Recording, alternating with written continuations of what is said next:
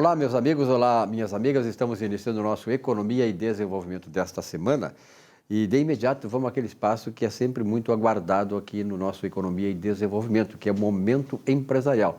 Trazemos aí noticiários importantes, né, na área da atuação das empresas, não só daquelas que estão começando, as micro, pequenas empresas, aqueles empreendimentos que estão começando, mas também daqueles já sustentados, né, já estão consolidados no mercado de trabalho, no mercado de negócios do Brasil. Então, portanto, o Momento Empresarial com o nosso Cristiano Buchoa. Cristiano, obrigado pela tua presença. Silvio, muito obrigado novamente por esse convite.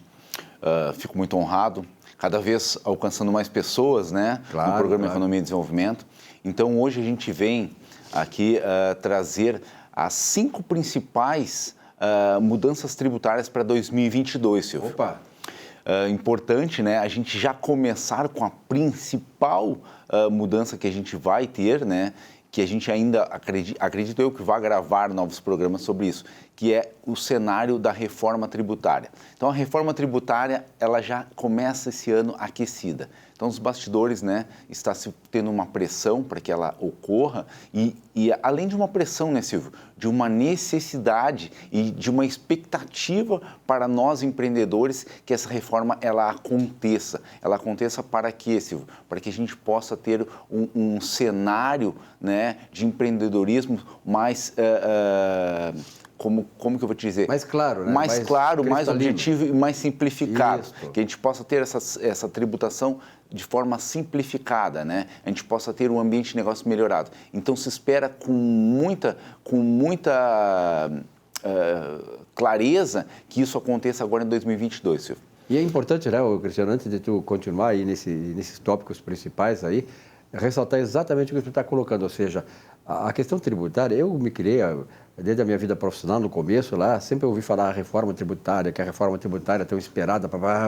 Então, uma forma de tu facilitar, de tu fazer uma reforma tributária é simplificar o sistema, porque olha aqui, ó, a coisa é tão complexa hoje, que uma empresa hoje, para cumprir os compromissos com o fisco, ela precisa contratar uma gama enorme de profissionais. Quer dizer, isso é um custo que não está na operação da própria empresa, quer dizer, é uma coisa lateral, né? Que se tivesse, digamos, enxugado, já facilita as coisas para a empresa, resolve a questão de custo na economia e diminui os preços, diminui o custo de vida, essas coisas todas. Perfeito, Silvio. Então, essa tua fala é a fala em que a gente deposita as nossas esperanças, em que a reforma tributária ela venha para simplificar, que ela venha, na verdade, para melhorar o ambiente de negócio. E que a questão, né, da simplificação, a gente tem a questão da CBS, que é a unificação de 2 impostos, né, 2 contribuições, da PIS e da COFINS. Então, se espera com muito afinco essa reforma. E claro que a gente não quer nenhum jabuti ali que venha aumento de carga tributária. E se esse aumento ele vier,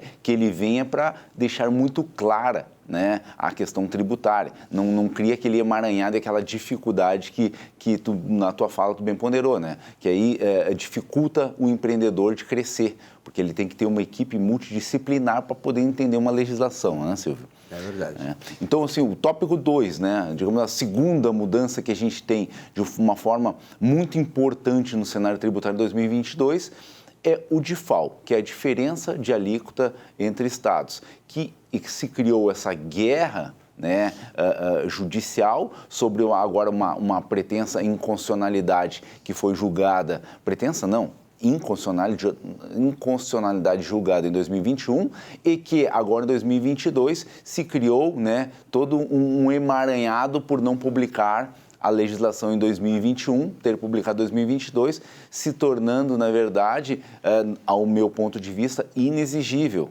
né? Entretanto, a gente já sabe que estados como Santa Catarina já legislaram e vão começar essa cobrança. E as ações judiciais, Silvio, já estão começando. Então, é uma mudança muito importante e significativa para os empreendedores. Terceira mudança, Silvio, que a gente tem um cenário, principalmente aqui no Rio Grande do Sul, tá? Quanto ao ICMS. A alíquota do ICMS volta a ser 17%. A gente brinca, né? Ano anterior era 17,5%, no de 2019 era 18%. O que aconteceu? Na verdade, não foi uma redução. A alíquota ela voltou a alíquota normal, né? Que a gente teve um aumento lá, né, atrás para 18, escalonado com uma redução para 17,5 no ano anterior e agora voltando a 17. E a gente vem a comemorar, porque isso reflete e muito em nossa economia, né, Silvio? Né? A quarta mudança que eu reputo extremamente importante no cenário tributário para 2022 é a desoneração de folha de pagamento, na qual ela fica prorrogada até dezembro de 2023. Ou seja, nós vamos, as 17 ramos de atividade, eles terão a desoneração da folha de pagamento. Isso é extremamente importante, Silvio, para o cenário do empreendedorismo no estado do Rio Grande do Sul e no Brasil. A sobrevivência das empresas e também os empregos. Né? E também os empregos, perfeito, Silvio. A quinta mudança, que aí eu vou retomar, né, algumas entrevistas anteriores que a gente fez, que é o imposto de renda da pessoa física. Agora a gente vai começar a ter o reflexo da progressividade da tabela de imposto de renda, no qual se passa a ter isenção não mais de R$ 1.900, agora R$ 2.500. Isso vai ter um impacto muito grande na economia e naqueles trabalhadores em que estão nessas faixas de imposto de renda.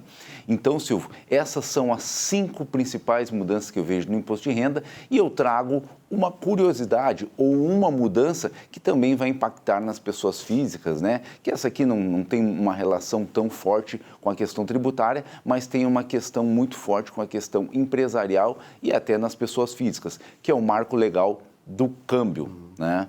Que agora, né, a partir de 2022, né, as pessoas que vão viajar para o exterior ou vão adquirir alguma mercadoria, antes o marco legal, ele deixava um artigo em especial muito claro que tu tinha direito de levar R$10 mil para viagens, agora passa a ser $10.000, ou seja, quadruplicou o valor ali, então mínimo, as pessoas, claro que a economia não está tão boa para a gente andar com esse dinheiro todo, né, no bolso. Alguns, né? Alguns. Mas essa é uma regulação que veio e foi muito festejada, né? Eu acho que, na verdade, assim, o governo, dentro do limite que ele está podendo fazer as coisas, ele está atendendo, né, não só o anseio empresarial, mas da comunidade de modo geral. Nós vivemos um mundo engessado aqui, a economia brasileira engessada, quer dizer, não havia liberdade econômica, não havia um ambiente de negócios propício, né, para...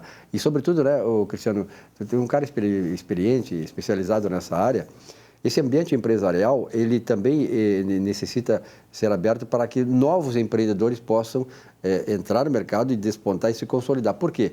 Porque nós sabemos a crise de emprego que existe, né, que é mundial. Né? Os empregos, que cada 10 anos muda o perfil da qualificação de empregos no mundo todo. Então, muita gente não consegue se adaptar para isso. E, de repente, pode ter o franchise, tem uma série de alternativas aí, o camarada investir no mercado empresarial.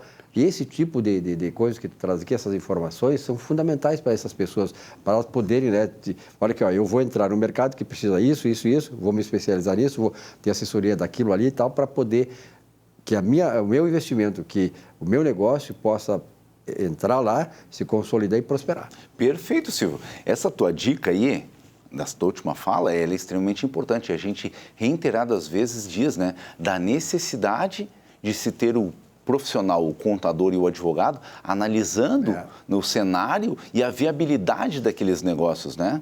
Porque a gente, exatamente o que falta no empreendedorismo nacional é exatamente isso, é um estudo prévio, né? É tu estar ali mais seguro, né? Porque a legislação, como a gente, né, reiteradas vezes fala, ela é muito elástica, né? Então, quer dizer, a gente cria a legislação do imposto de renda, dá lá uma isenção, tabela progressiva, vai e volta, coloca isso aqui ou aquilo ali, e acaba que a pessoa não sabe. Né? A gente agora vai ter um impacto, né? A gente falou muito no ano anterior, neste ano de 2022, que é os impactos da Covid. Com certeza. Para imposto de renda, para o ambiente de negócio, para desoneração de folha, para tudo isso, a Covid, ela mexeu e mexeu muito nesse ambiente de negócios. Cristiano, obrigado pela tua presença aqui. Acho importante esses esclarecimentos, trazer esse conteúdo, né? E, sobretudo, esse conteúdo que venha ao encontro da necessidade que as pessoas têm, as pessoas que estão querendo começar um negócio, aquelas que já estão estabelecidas e que precisam estar sempre atualizadas nesses aspectos. Isso aí, Silvio. Muito obrigado mais uma vez. Contem comigo sempre. Muito bem, nesse nosso momento empresarial. Olá, todos queremos ser felizes. A questão, concluem os cientistas sociais, é que poucos estão dispostos a construir o caminho para chegar lá. A atitude mental, uma vez mais, é a essência desse propósito. Nessa caminhada, se não aceitarmos o sacrifício como meio, jamais alcançaremos o nirvana. O trabalho, por exemplo, se considerado missão, é um dos maiores fatores a tornar as pessoas felizes neste mundo. Se, no entanto, você o amaldiçoar, considerar um fardo, estarás condenado à infelicidade. O trabalho produtivo nos faz úteis, são frutos que a todos alcançam e por isso constituem um bem social e espiritual sem igual. Pense nisso e avance na sua missão divina de construir um mundo melhor. E tenha uma boa semana.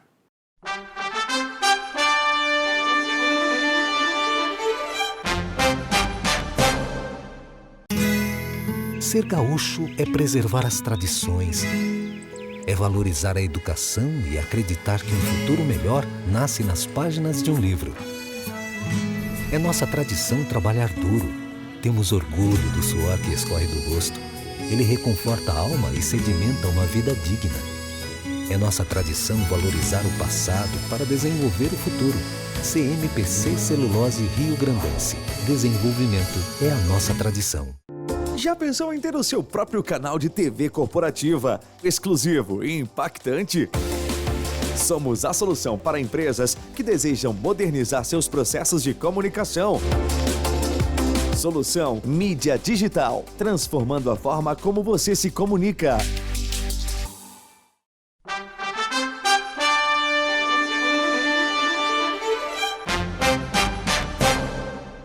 Olá a todos os telespectadores do programa Economia e Desenvolvimento. Viktor Frankl, no seu livro Em Busca de Sentido, diz que o sucesso não pode ser perseguido. Ele deve ser um efeito colateral de uma causa maior à qual nos dedicamos. Para o empresário, a maior causa, a causa maior que ele deve se dedicar, depois da família, logicamente, é o desenvolvimento da sua empresa. Ali existe o crescimento pessoal, a melhoria de produtos ou serviços para o mercado, o oferecimento de oportunidades para que colaboradores também prosperem e o desenvolvimento da sociedade como um todo, principalmente com o pagamento de tributos. Pagar tributos no Brasil é um desafio constante. Nós temos uma das maiores cargas tributárias do mundo e, além disso, em média, 50 regras fiscais são alteradas diariamente, o que faz com que empresas paguem impostos a mais do que deveriam. O sucesso de uma empresa e, consequentemente, o nosso próprio sucesso no mercado, dos colaboradores, da sociedade, perpassa pela preocupação e dedicação de pagar o justo tributário em dia, sendo mais esperto que a concorrência. O sucesso é o efeito colateral de uma boa gestão. Uma ótima semana. Bom, eu estou recebendo aqui no nosso Economia e Desenvolvimento a Ayla Machado. A Ayla Machado ela está formando em psicologia, tem uma grande experiência na área, é caxiense lá do meu amigo Germano Rigoto, ex-governador, comentarista aqui do programa, daqui a pouco o Rigoto está voltando. É que o Germano Rigoto hoje é um grande palestrante nacional, então o Rigoto nem sempre está aqui no Rio Grande do Sul. Um grande abraço ao deputado e governador Germano Rigoto, e que é uma figura extraordinária também, ele trabalha muito nessas questões do setor público, na economia e tal, e o Rigoto se especializou nessa questão, sobretudo na questão fiscal do Estado, que é uma questão importante. Mas a Ayla Machado, na verdade, ela estava me contando agora que ela foi um presente de Páscoa para os pais. Ela estava lá em Caxias do Sul, na época da Páscoa, e nasceu lá. Exatamente. Mas um dia depois veio embora já. Vim embora. Só nasceu em Caxias? Só nasci em Caxias, só para me registrar caxiense. Depois eu voltei. Eu sou uma falsa caxiense. Mas que legal, Caxias do Sul é muito bonita, realmente. E hoje, para mim, o gosto assim, Caxias está muito grande, como todas as cidades crescem demais, até porque é uma atração Caxias do Sul na Serra, né? Mas Caxias sempre foi uma cidade muito querida, simpática. Eu ia muito a Caxias quando tinha Flamengo e Juventude lá naqueles tempos, né? Caxias, Flamengo, Juventude e tal. Mas, historicamente, foi muito forte a Caxias do Sul do ponto de vista industrial, do ponto de vista do desenvolvimento econômico do Estado, uma contribuição extraordinária. Mas, Ayla, tu trabalha lá na Russell Bedford, que é uma grande empresa na área de consultoria, de assessoria, de auditoria, tudo isso, né, que ajuda as empresas a se consolidarem no mercado, a crescerem, a se desenvolverem, e trabalha em cima da questão do feedback. O que é o feedback? Bom, vamos lá. No setor de gestão de pessoas, né, a gente faz vários processos, recrutamento e seleção, a integração dos novos colaboradores, mas hoje, né, que eu vim falar mais especificamente do feedback, o feedback ele é uma conversa com o colaborador, de ambas as partes, tanto do gestor para o colaborador, quanto o colaborador para o gestor. E nele se fala pontos de desenvolvimento, coisas que estão funcionando. Então, é aquele momento de troca, sabe, entre o colaborador e o gestor. Perfeito. E existe algum período indicado assim para o feedback? Porque, na verdade, é o seguinte, claro que hoje, eu me lembro, viu, Ayla, não é do teu tempo. Eu me lembro de que lá atrás, quando eu comecei a fazer o jornalismo, há 50 anos eu estou no meio, então as empresas, quando elas contratavam uma pessoa, eu te digo isso porque eu verifiquei isso pessoalmente, trabalhava muito no jornalismo e tal, e o empresário chegava e dizia assim, aqui, ó, eu estou te contratando para te trabalhar, não para te pensar. Hoje é o contrário. Hoje, as empresas valorizam que o funcionário, o trabalhador, o colaborador, que pensa, que ajuda a pensar os projetos. Sim. Existe um período, assim, digamos assim, indicado para que haja o feedback entre, digamos, o líder e os liderados? Sim, perfeita a tua colocação, é exatamente isso. Hoje, as empresas modernas, as empresas em ascensão, elas mudaram totalmente essa linha de raciocínio no qual a pessoa entra, faz o trabalho dela, bate ponto e vai embora. Hoje não é mais assim. Hoje a gente quer ouvir o colaborador e essa é a única forma da empresa também entender os seus pontos de melhoria, né? Então, o prazo, assim, ó, não pode deixar muito tempo sem o colaborador ter um retorno sobre o trabalho dele. Lá, a gente sempre se coloca à disposição para auxiliar o gestor a ter essas conversas, né? Então, a gente fala, assim, de 3 em 3 meses, mas isso seria um período mais relacionado a um feedback formal. Mas o feedback não necessariamente precisa ser a gente agendar uma hora e sentar eu e tu aqui para conversar. O feedback, ele é diário. Né? Todos os dias, toda semana que tu fala para o teu colaborador, olha, isso tu fez bem, continua assim que está funcionando. Ó, esse ponto eu vi que tu fez, eu não gostei muito, a gente vai ter que adaptar um pouquinho para encaixar.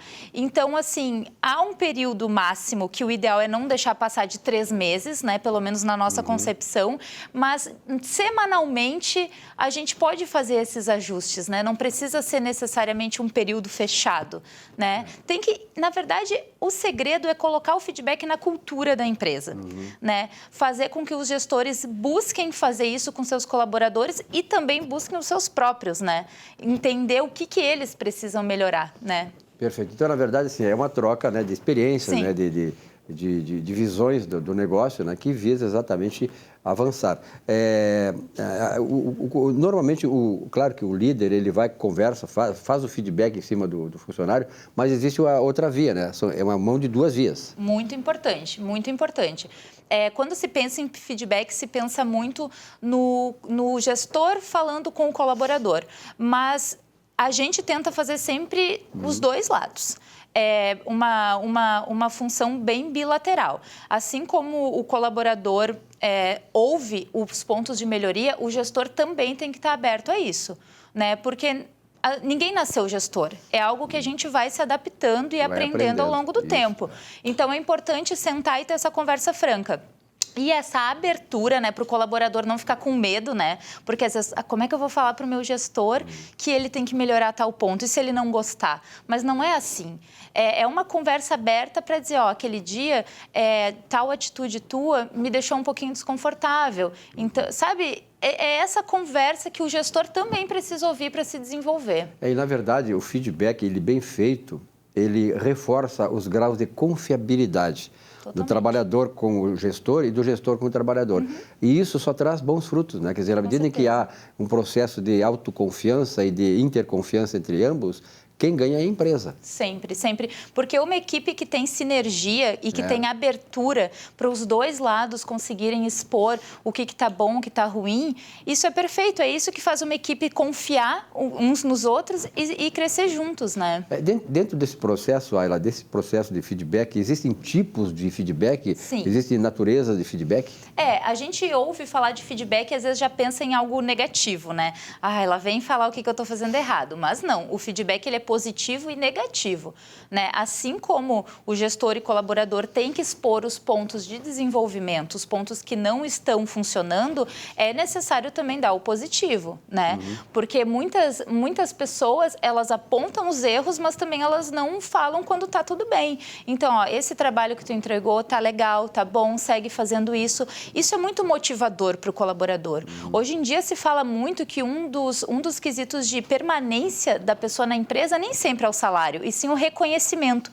E o reconhecimento vem através dessas conversas objetivas, deixando claro o que a pessoa está fazendo bem, né? Deixando claro o que ela tem de talento ali dentro. Porque, na verdade, assim, essa coisa de relacionamentos humanos, sobretudo na área profissional, ela estabelece essa relação do gestor com o trabalhador, com o colaborador. Porque, na verdade, o gestor, ele está gestor hoje, mas lá atrás ele também foi trabalhador, ele também sentiu as dificuldades no exercício do seu trabalho e nesse relacionamento que deve ser sadio, aberto, confiável entre ambos, né? E isso é importante, quer dizer, então o próprio gestor saber que ele, lá atrás, também estava na condição atual que está o seu trabalhador, ou seja, esta empatia profissional deve haver. Exatamente, com certeza. É muito comum, assim, às vezes, com o tempo, a pessoa esquecer de como era, né, antigamente. Chegou lá como, né? Chegou lá Chegaste como, lá. né? Então, essa palavra que tu usou, empatia, é muito importante no mercado de trabalho, né? De entender o colaborador, até porque o gestor precisa dessa pessoa ali para trabalhar para ela. Mas o colaborador também precisa, é uma troca, entende? Então, sempre precisa ter essa conversa aberta, essa confiança, essa transparência para que isso funcione. Porque, na verdade, o feedback ele também estabelece laços assim, de compromisso do trabalhador com a empresa e do próprio gestor com a estrutura toda, né? Porque eu sempre digo assim, ó, por exemplo, falando de futebol, por exemplo, que é uma coisa... Né? O Grêmio, ano passado, foi para a segunda divisão porque, na minha avaliação, faltou compromisso do grupo com o objetivo do clube. O objetivo do clube qual era? Era permanecer, pelo menos, na primeira divisão. Não houve esse compromisso, o que aconteceu? O objetivo foi frustrado. Então, na empresa também acontece muito isso. Sim. Essa falta de compromisso. E, na minha visão, eu estou falando aí diante de uma especialista no assunto, eu sou economista, assim, palestrante e tal, mas tenho essa visão também de ouvi-los, né? Então, na verdade, é preciso que haja essa interação. E ela é fundamental para o desenvolvimento da empresa e dos próprios profissionais, né? É perfeito. É muito importante o feedback também vir de cima, dos altos escalões das empresas, porque o que acontece? Quando vê o Ayla, eu estou colocando toda a minha energia e desenvolvimento em uma atividade, mas talvez essa atividade não seja mais importante hoje para a empresa. Por isso que é importante essa conversa de forma objetiva, que tem que estar ligada a todas as metas da empresa. Qual é a nossa meta para esse ano? É tal. Então, eu vou colocar os meus esforços e energia na meta que a empresa quer seguir, né? Porque a gente trabalha por setor, mas a gente trabalha de uma forma macro, né? Para que toda a empresa alcance seus objetivos. Então, se eu não souber qual é o objetivo da empresa, talvez eu vou estar colocando energia numa atividade que não faça sentido naquele momento. E isso serve para todos os níveis na empresa, tanto de gestão quanto os estagiários, menores aprendizes, auxiliares, todos os níveis precisam estar dentro e adequados à meta máxima da empresa. E que todo mundo saiba qual é também. Perfeito. Na verdade, para nós concluir essa entrevista, Ayla, nós já, de certa maneira, já pincelamos essas questões que dizem respeito à importância do feedback no mundo empresarial. Mas, resumidamente, que tipo de importância tu atribuis ao feedback no desenvolvimento econômico, social? Porque a empresa, toda empresa, ela é um núcleo de trabalho que tem um objetivo, mas na busca desse objetivo, na sua constituição em busca desse objetivo, ela exerce uma função social extraordinária, dando emprego, gerando renda para a comunidade e fazendo com que a comunidade em que ela está inserida, ela também se desenvolva. Então, por isso que é importante, né, o sucesso empresarial. Exatamente, porque vai muito além do horário de trabalho, né? O desenvolvimento da pessoa, ele segue extra-trabalho. Fora dali. Fora dali, exatamente. Então, assim, e uma coisa que é muito importante, falando de feedback, é ele ser sempre objetivo. É isso que vai fazer a diferença. As pessoas precisam sair dessa conversa, precisam sair desse feedback sabendo o que eu tenho que melhorar, teus pontos de melhoria são esse, e o que tá bom, o que eu tô fazendo certo, isso. Somente de forma objetiva o feedback vai fazer sentido tanto para a vida profissional quanto para a vida pessoal dessa pessoa. Então, assim, por exemplo, uma coisa que é um custo para a empresa, desligamento. Desligamento é um custo para dentro da empresa. E quando a pessoa não sabe bem o que ela precisa fazer para melhorar, ela acaba que pode pedir para ir embora, porque para ela não entende o que ela está fazendo ali, né? Então, quando o feedback é claro, ele retém o colaborador. E isso, economicamente, para a empresa, é ótimo, porque uma pessoa insatisfeita que pede para sair, para a gente, gestão de pessoas, é algo ruim, porque a gente sempre quer contratar alguém que fique conosco, mas também falando de uma maneira financeira, também é ruim para a empresa. Então, a ideia é que essas conversas aconteçam, sejam objetivas, claras, de certa maneira acolhedoras também, não é para apontar erros, e sim desenvolvimento, né, para que a pessoa permaneça na empresa e que só assim a gente consegue fazer algo a longo prazo, né? Um colaborador que aprende a função e vai embora em uma semana, um mês, 2, todo mundo sai perdendo, né? Então, no momento que a gente tem uma continuidade, tanto a empresa, tanto o colaborador, tanto a equipe, todo mundo sai ganhando. O feedback da empresa, ele também é um sustentáculo assim da qualificação e aperfeiçoamento do profissional. Veja bem, com certeza. Eu outro dia estava vendo um dado aí, que eu não sei se é lá da Fundação Getúlio Vargas, onde eu estudei, mas que nos próximos 3 anos ou 4 anos, não me lembro bem esse dado, 3 anos eu acho que era, o mercado estaria necessitando de 360 mil profissionais qualificados da área de tecnologia da informação. Ou seja, nós estamos vendo que o mercado de trabalho hoje está ofertando empregos que são hoje qualitativamente mais exigentes, né, em relação a empregos anteriores. E isso também, o feedback, ele acaba tendo um papel mais transcendental na empresa, porque ele ajuda nessa qualificação dentro da empresa daquele profissional. Sim, com certeza. Antigamente, a gente fazer uma faculdade era o suficiente. Hoje em dia é só o início. Hoje em dia é o primeiro degrau, é o primeiro passo. Depois vem pós-mestrado ou tecnólogos, para quem não consegue fazer uma graduação um pouco mais cara. Então, é só o início de uma longa trajetória e precisa ter a abertura, né? Isso Perfeito. É algo importante para a gente, né, concluir que a gente precisa ter abertura para ouvir, absorver as críticas positivas e negativas e usar isso a nosso favor, né? Não levar para o lado pessoal. Perfeito. Eu quero agradecer muito e eu fico muito feliz que a Russell Bedford teve essa abertura conosco aqui e está trazendo profissionais como a Ayla Machado e as outras que vieram aqui, que vão continuar vindo aqui e passando para você. Eu aprendo muito aqui, toda vez que eu entrevisto pessoas como a Ayla e o pessoal da Russell, aprendo muito a questão, não só a questão empresarial, mas a questão da vida, porque é a vida que nós temos. Nós hoje despendemos, nós sabemos isso aí, a maior parte do tempo nós vivemos em função do trabalho. E o trabalho, segundo especialistas do mercado, especialistas da filosofia do trabalho e tal, o trabalho é a coisa que é mais importante para a vida do ser humano. O trabalho produtivo, quando a pessoa se sente produtivamente útil para a sociedade. Então, a Russell exerce esse papel. Parabéns aí ao Bruno, aos executivos da Russell e a esses profissionais que nos dão, através daqui da televisão, desse canal e desse espaço, a oportunidade de ter sensibilidade para entender essas coisas e ajudando, claro, a milhares de pessoas. A gente que agradece o espaço, é sempre muito bom poder falar da empresa, das nossas ações, a gente que agradece mesmo. Muito bem, muito obrigado, Ayla Machado, que é da Russell Bedford, que é analista de gestão de pessoas lá de Caxias do Sul, nossa caxiense. Um abraço e obrigado, até a próxima. Muito obrigada. Um rápido intervalo, já voltamos aí com o nosso Economia e Desenvolvimento. Até já.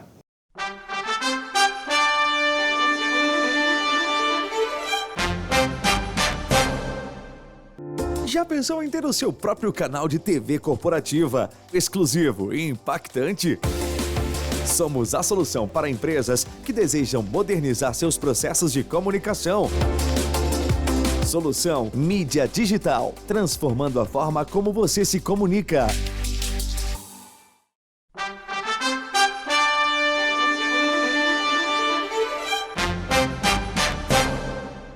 Olá, meus amigos e amigas. Mais uma vez aqui explicando sobre o seu direito. Hoje eu gostaria de tratar sobre um tema de direito previdenciário que vem assolando e preocupando muitos segurados. Em agosto de 2021, O INSS editou uma portaria, a portaria 914, a qual fazia o chamamento dos segurados para fazer a nova perícia, para ver se esses segurados ainda mantinham a sua qualidade de segurado, a sua incapacidade laborativa. O que ocorre? O segurado, nessa situação, deveria entrar em contato com o INSS através do telefone 135 ou então pelo site do Meu INSS para agendar uma perícia para reaver e ver as condições de incapacidade. Aqueles segurados que não fizeram a sua nova perícia, não agendaram essa perícia, tiveram seu benefício suspenso. E agora, 2022, estão tendo que procurar uma ajuda, um profissional, para poder reaver o seu benefício. Então, sugiro que aqueles segurados que tiveram seu benefício suspenso, esses benefícios são auxílio-doença, aposentadoria por incapacidade ou então o auxílio-acidente, devem obrigatoriamente procurar um profissional, um especialista em direito previdenciário para poder reter esse teu benefício reajustado e ter esse benefício de forma ativa novamente para que você possa receber os seus benefícios e não ter aí problemas com o INSS. Essa é a nossa dica de hoje. Então, qualquer dúvida, procure um profissional e sugiro que procure um profissional especializado em direito previdenciário. Sejam bem-vindos, amigos, ao nosso quadro de saúde do programa Economia e Desenvolvimento. Hoje estamos aqui novamente com o nosso querido Dr. Everton Zambon, nosso psicólogo com graduação de mestrado e doutorado também na nossa Pontifícia Universidade Católica, professor da graduação e pós-graduação que foi da UBRA, da PUC e da Unilassalle por mais de 20 anos de experiência como psicoterapeuta. O Dr. Everton também é palestrante, consultor e gestor de pessoas. E nós já tivemos a chance, inclusive, de iniciar todo um preparo em termos de gestão de pessoas, inclusive lá na Clarté Clínica. E posso dizer para vocês que está sendo excelente esse nível de preparo que o Dr. Everton tem passado para toda a equipe de colaboradores. Pessoal, hoje estamos iniciando a conversa, então, sobre o Janeiro Branco. O Janeiro Branco é um mês dedicado à saúde mental, é isso, Dr. Everton? Bom dia. Bom, em primeiro lugar, agradecer, Dr. Marcos, pela novamente a oportunidade, o convite. E sim, Janeiro Branco, a gente tem o Outubro Rosa, tem o Novembro Azul, É verdade. Mas também nós temos o Janeiro Branco, que é o mês dedicado aí às questões que envolvem a prevenção da saúde mental. Isso surge lá em 2014 por um grupo de psicólogos mineiros de Uberlândia, numa campanha especificamente de prevenção, e para que as pessoas comecem a se dar conta daquilo que envolve tudo desse ambiente emocional que envolve as pessoas, Então ele surge daí e aí, claro, aí ganha mais mídia, então começou aí, a gente está falando do Janeiro Branco, ainda não é algo mundial, mas sim algo mais a nível nacional que tudo isso ocorre, Eu gostaria também de chamar a atenção de que a saúde mental, por mais que seja uma doença silenciosa até certo ponto, até ela eclodir. As doenças do âmbito mental mesmo. Assim. Exatamente. E eu coloco que talvez seja a pior das doenças, Marcos. Tá? Por que isso? Exatamente porque ela é silenciosa e quando ela aparece é porque ela já está num grau muito avançado, mais grave. Ela é de difícil diagnóstico, não é fácil, exige uma complexidade das nossas estruturas de saúde para dar conta disso. Nós ainda temos no nosso país pouquíssimos espaços para dar conta, tanto privado quanto públicos, do volume da necessidade de saúde mental que existe. E depois eu vou trazer mais alguns números aí para mostrar isso aí. E diferente, às vezes, de que a gente faça um exame, ou toma um remédio e resolve a nossa dor de cabeça, ou uma ferida, ou um trauma ósseo, a saúde mental não. É algo que ela exige mais tempo para entender e exige mudança de posturas. E essas mudanças de postura é aí que está aí a grande complexidade, porque a pessoa tem que fazer esse movimento também, sempre com o amparo dos profissionais da saúde. Então, acho que esse é o desafio. Existe uma interface no sentido de outro mês que nós sabemos, Setembro Amarelo, é isso, Sim. Dr. Everton? Sim. Na questão da depressão, risco de suicídio, Como esses dois momentos se entrelaçam, Dr. Everton? A gente até brinca, né, que o janeiro branco precisa ser muito forte para ter um setembro amarelo com menos indicadores de suicídio, né? Já que setembro é o mês de prevenção ao suicídio, né? Então, mas vou dar alguns indicadores, Marcos, que eu acho que a gente precisa estar muito atento, né? Em primeiro lugar, assim, nós estamos falando em termos de Brasil, que 5,8% da população brasileira tem um diagnóstico de depressão. Então, é um volume muito grande. A gente está falando aí de 13, talvez 14, 15 milhões, isso com dados oficiais, sabendo que existe uma subnotificação muito grande, né? E se a gente pega a população idosa em especial, Dr. Everton, esse índice não é maior? Ele é maior, sim. E aí, se a gente for fatiar, né, a gente vai ver que entre a população idosa, ele tem percentuais maiores, né?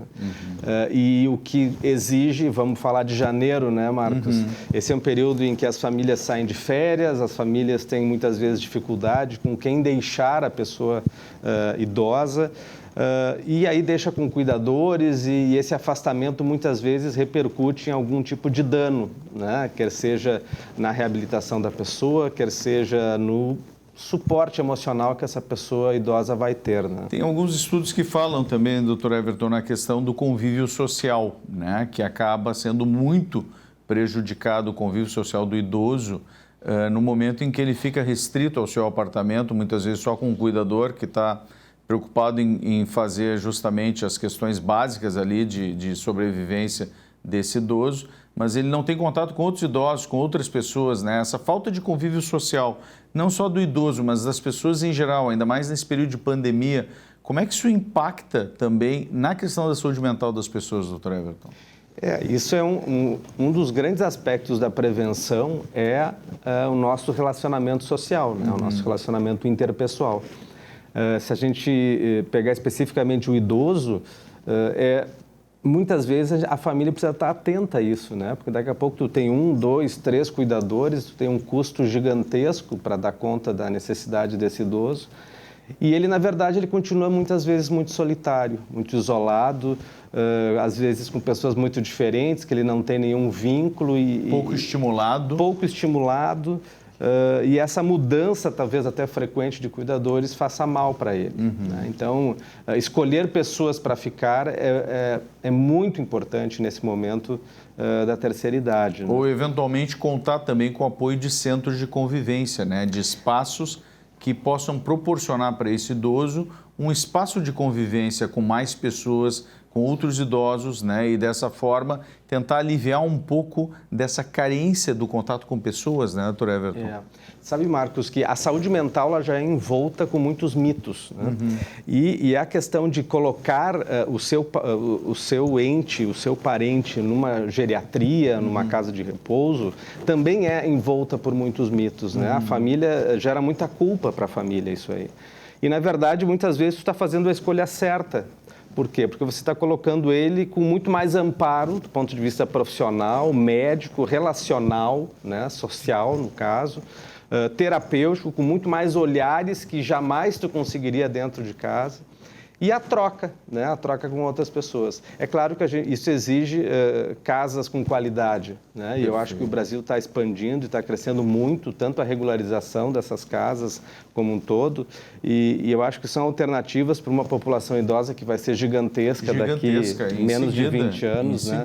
Então a gente tem que pensar certamente com muito cuidado tudo isso aí. Quando a gente pensa em um paralelo, assim, por exemplo, com as crianças pequenas, né? Que muitas vezes, né, a família, obviamente, retarda o início da atividade da pré-escola, né, por medo, né, de que, como é que vai ficar o meu filhotinho, meu bebezinho, né, naquela escola com outras crianças e tudo mais. Mas quanta surpresa a imensa maioria dos pais tem de ver o quanto esse convívio com outras crianças faz bem para o filho dele, para a filha dele, né? Então, o quanto essa questão relacional, essa questão do convívio social realmente contribui para a saúde mental desde tenra idade, né, doutor Everton? Sim. Como é que isso é visto do ponto de vista da psicologia modernamente? É exatamente isso aí, né? A gente convive a partir do relacionamento com o outro, né? A gente cresce a partir da relação com o outro. A gente pode se fortalecer individualmente para algumas pautas, mas a gente só colocando em prática e agindo e relacionando-se com as pessoas é que a gente percebe esse desenvolvimento, né? Eu estudar para mim mesmo, ou só fazer as coisas para mim mesmo isoladamente, de nada basta. E essa é uma relação que atravessa o ciclo vital inteiro, né? E vai até a velhice realmente, né? Porque a gente precisa dos outros, ninguém se faz sozinho, ninguém fica sozinho. E aí a gente vem no nosso mundo digital, né? A gente vive num momento onde a gente está, na teoria, 2 anos mais enclausurado, no mundo mais digital, no mundo onde as pessoas, e muitas pessoas estão, sim, ainda se escondendo dentro das suas casas. E o quanto esse isolacionismo está gerando dificuldade de saúde mental. E mais doença também, né? Depressão, ansiedade e tudo mais, né? Perfeito. E existe uma perspectiva, assim, do ponto de vista também de uma abordagem específica do conjunto, vamos dizer assim, dos psicólogos, até pela Sociedade, né, de Psicologia do Rio Grande do Sul e outras, em tentar abordar essa questão de uma forma mais ampla em termos de imprensa, de divulgação? Sabe de algum movimento nesse sentido, doutor Everton? Sim, esse é um mês que na mídia a gente já começa a falar cada vez, a cada ano vem crescendo esse movimento do Janeiro Branco, né? E esse espaço, por isso que eu te agradeço, porque eu acho que tem algumas coisas que eu gostaria de salientar, né? Quando eu falo que a doença mental, e aí tem um circuito enorme delas, né? E hoje a demência é algo para o idoso que vem muito também, né? Mas a gente conta para todo mundo que está com um problema daqui a pouco renal, um problema ósseo, que eu estou tomando remédio, tratamento para isso, mas ninguém conta que está com alguma dificuldade emocional. Perfeito. E muito menos que está tomando medicação. E esse é um primeiro mito que tem que acabar. Né? Por quê? Porque cada vez mais aumentam os afastamentos do trabalho por motivo de saúde mental. E isso é um impacto para a economia das empresas, do país como um todo. Perfeito. E a gente precisa investir para que essas pessoas possam se prevenir e buscar ajuda, porque as pessoas têm vergonha de dizer e, por consequência, de procurar ajuda. E aí vem o segundo grande mito, né, Marcos, de que, não, mas eu procurar ajuda, eu ir num psicólogo, fazer uma psicoterapia, tomar medicação, isso aí é muito caro e demorado. Aí eu costumo responder assim, pois é, caro é quando a gente toma decisões erradas e que a gente se arrepende, e que gera conflitos, e que isso fica durante um bom tempo da nossa vida, a gente, entre aspas, remando ou tentando aliviar essa culpa do passado por todas as decisões erradas que tivemos. Então, eu queria dizer assim, bem claro, que tanto a psicoterapia quanto a medicação, ela não é para toda a vida. A gente toma por um período da vida até que a gente consiga dar essa resposta e voltar, mudar, tomar decisões diferentes. A própria psicoterapia, não vai entrar e ficar a vida inteira. Não, você vai ficar um tempo que for necessário, aquele momento crucial da vida.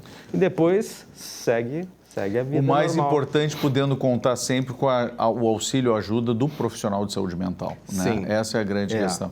Doutor Everton, nosso programa está se encaminhando para o final. Quero lhe agradecer mais uma vez a sua presença aqui no nosso quadro de saúde do programa Economia e Desenvolvimento e deixar o convite para o nosso próximo encontro. Um grande abraço, fiquem todos bem.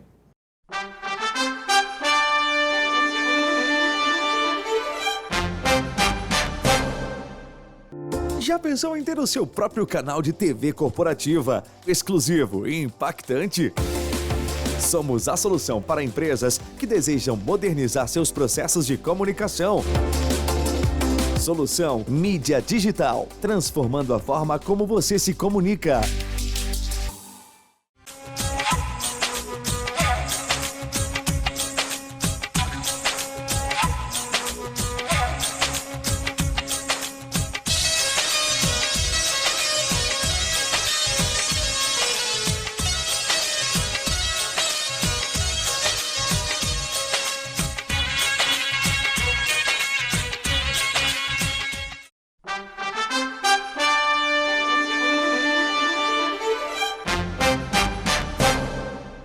Bom, o Dr. Carlos Biderman, consultor empresarial, grande empresário na área da consultoria e tal, aí conhecido nacional e internacionalmente, conselheiro do Grêmio, aliás, presidente do Conselho Deliberativo do nosso Grêmio Futebol Porto Alegrense. Grêmio. Último ano. Último ano, é? Tá, último ano na segunda hora também, né? Esperamos que sim, né? Aí, Carlos, obrigado pela presença. Não, certamente será o último.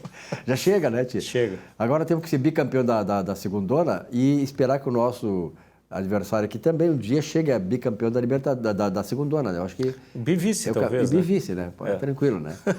Carlos, nós sabemos aí que a inflação no ano passado foi uma inflação de mais de 10%, de IPCA e tal, e isso alertou os gansos, como se diz aí. Quer dizer, é possível uma retomada da inflação ou ela está controlada? Olha, Silvio, é muito difícil responder essa tua pergunta. É óbvio que a inflação ia acontecer quando houve aquela pressão danada para o governo federal liberar recursos para os estados, especialmente na contribuição às famílias que estavam, enfim, em situação de dificuldade. Então, houve aquele auxílio mensal para as famílias de baixa renda, que era uma situação absolutamente, vamos dizer assim, necessária, e a contribuição aos estados. Então, houve uma expansão da base monetária gigante para poder suportar essa situação de emergência e, obviamente, que isso ia acabar em inflação. Isso é causa e consequência. Então, muitas pessoas, sem polemizar, nem politizar o tema, mas muitas pessoas...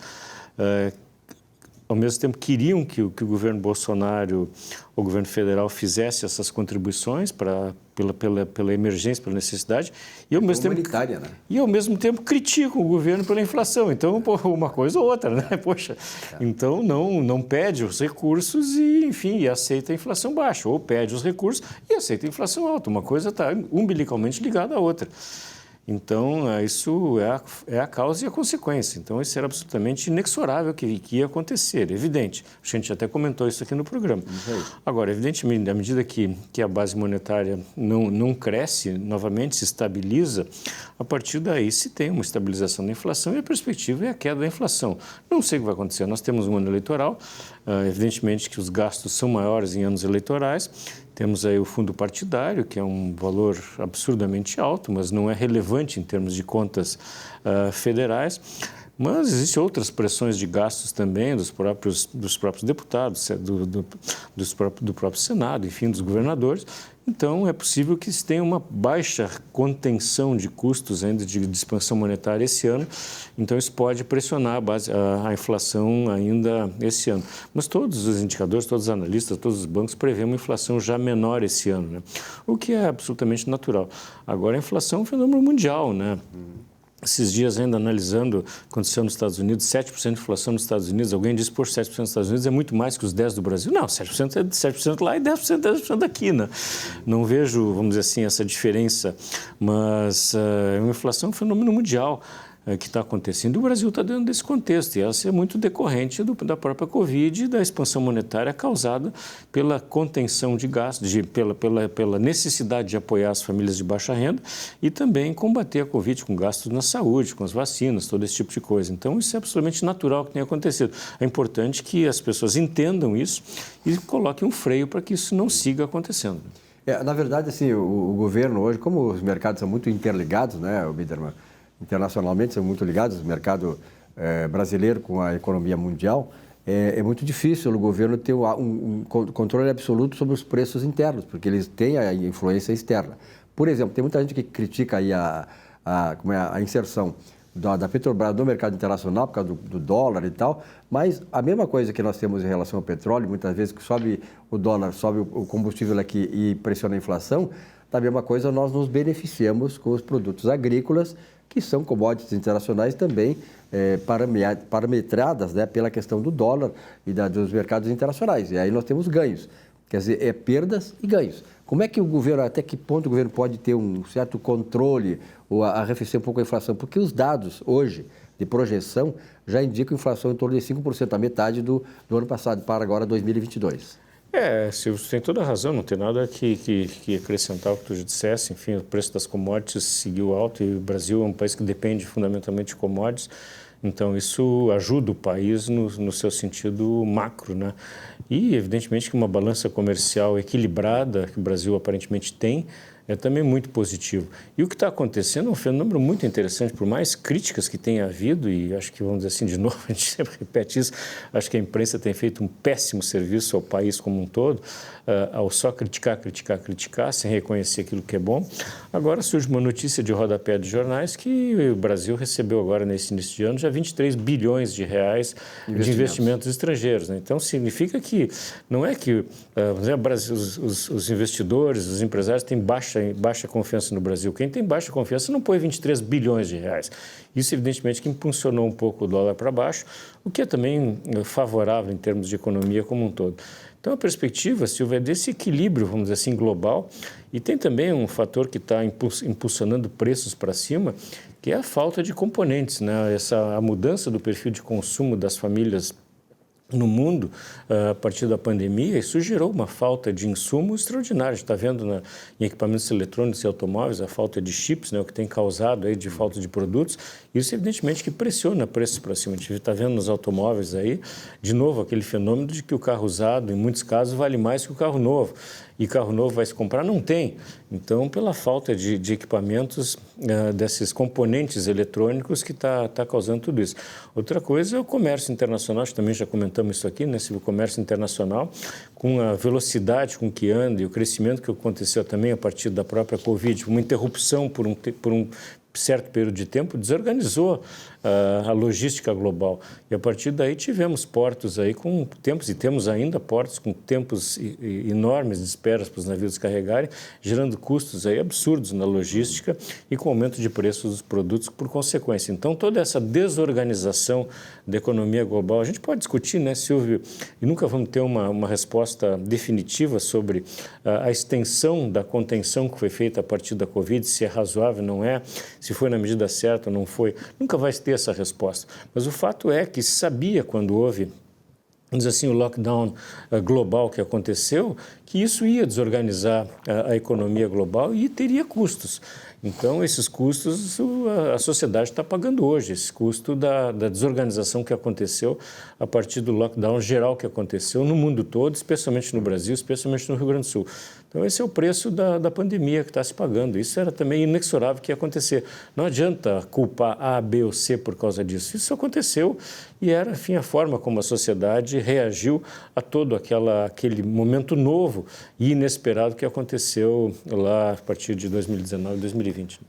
Nós vamos ter um crescimento do PIB esse ano praticamente, quer dizer, um pouquinho acima de 0%, são as previsões. Tu acredita que possa melhorar esse desempenho? Eu acho que vai ser mais que isso, Silvio. Eu sou um otimista por natureza.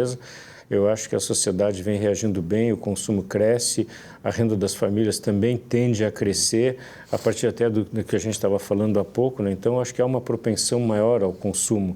E, de novo, essa desorganização da economia como um todo gerou uma demanda um pouco diferente, né? Então, as pessoas se passaram a consumir alguns itens, por exemplo, enfim, para melhoria das suas residências, enfim, para passar mais tempo em casa, enfim, uma série de outros tipos de consumo, em detrimento de outros, como viagens, turismo, enfim, passagens, esse tipo de coisa.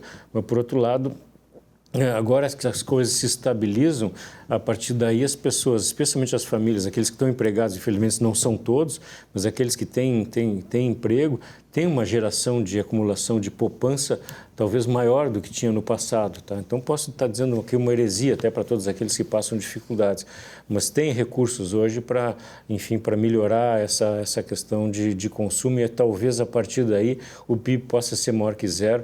Eu acho até que vai ser bem maior que zero esse ano, tem essa expectativa. Nós sabemos que na minha avaliação, nós vamos ter a mais importante eleição da história do Brasil. Uma série de coisas estão em jogo aí. Mas essa polarização, Biderman, pelo teu conhecimento que tem do cenário econômico, da questão do âmbito empresarial, de decisões empresariais e tal, porque a partir delas é que se tem uma expectativa de aumento ou não do PIB e tal, na proporção que a gente imagina, essa polarização da política pode ter um efeito no desempenho da economia? Com certeza, Silvio, com certeza. A expectativa em relação às eleições é muito, muito grande, né? E essa polarização com propostas tão diferentes de um lado e de outro, isso não é um fenômeno brasileiro, isso é um fenômeno global, né? Olha o que está acontecendo nos Estados Unidos e que aconteceu, Biden, Trump, né? Puxa, Acho que a sociedade americana hoje está extremamente arrependida da opção que fez. Bem que a outra opção não era grande coisa também, mas a opção que fez foi muito ruim. A sociedade americana está pagando um preço alto pela opção que fez, né? E aqui no Brasil também, né? Meu sonho, Silvio, eu lá nas épocas, a gente falava um pouco sobre o IE, Fórum da Liberdade, naquela época eu sonhava um país ou com um mundo onde eleições fosse uma coisa natural, normal, recorrente, que não tivesse, vamos dizer assim, esse risco de mudança de guinadas para um lado ou para o outro tão relevantes como a gente está enfrentando. Mas, infelizmente, isso não aconteceu, isso piorou. E acho que a opção que o Brasil tem esse ano, vamos dizer assim, não é muito boa ter essa polarização que está acontecendo.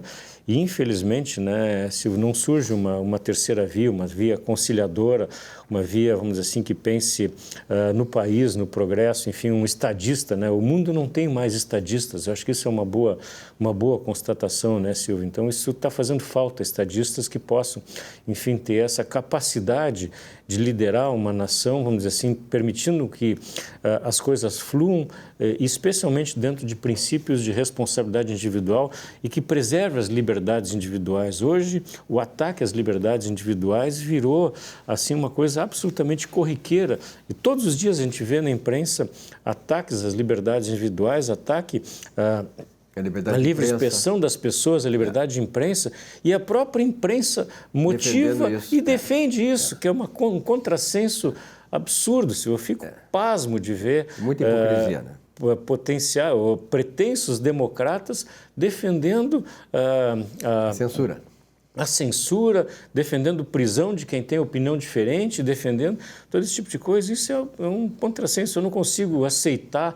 E isso é, vamos dizer assim, absoluta falta de educação, de conhecimento e de princípios, né? Especialmente de princípios. As pessoas hoje não têm mais princípios, não têm mais valores para poder analisar as coisas com um pouco mais de profundidade daquilo que vai além da ponta do seu nariz. Né? Para saber o que está em jogo realmente. Biderman, muito obrigado pela tua presença. E realmente esse tipo de análise é importante, né? Por isso a gente traz pessoas da categoria do estirpe do Biderman para nos alertar a respeito disso. Obrigado, Biderman. Alguma coisa mais do Grêmio para fechar? Eu que agradeço. O Grêmio é uma expectativa de um ano difícil, né? Assim, eu acho que tem toda a condição de voltar à Série A, esse é o grande objetivo do ano. Acho que dá para ganhar o Campeonato Gaúcho e dá para fazer uma bela campanha que sabe beliscar uma Copa do Brasil. Então, e ser bicampeão do segundo ano seria uma coisa boa. Um ano de 3 eleições muito complexas, um ano de rearranjo do quadro político do Grêmio. Tá certo. Muito obrigado a você, telespectador. Uma boa semana de trabalho. Semana que vem, um novo encontro com vocês. Até lá.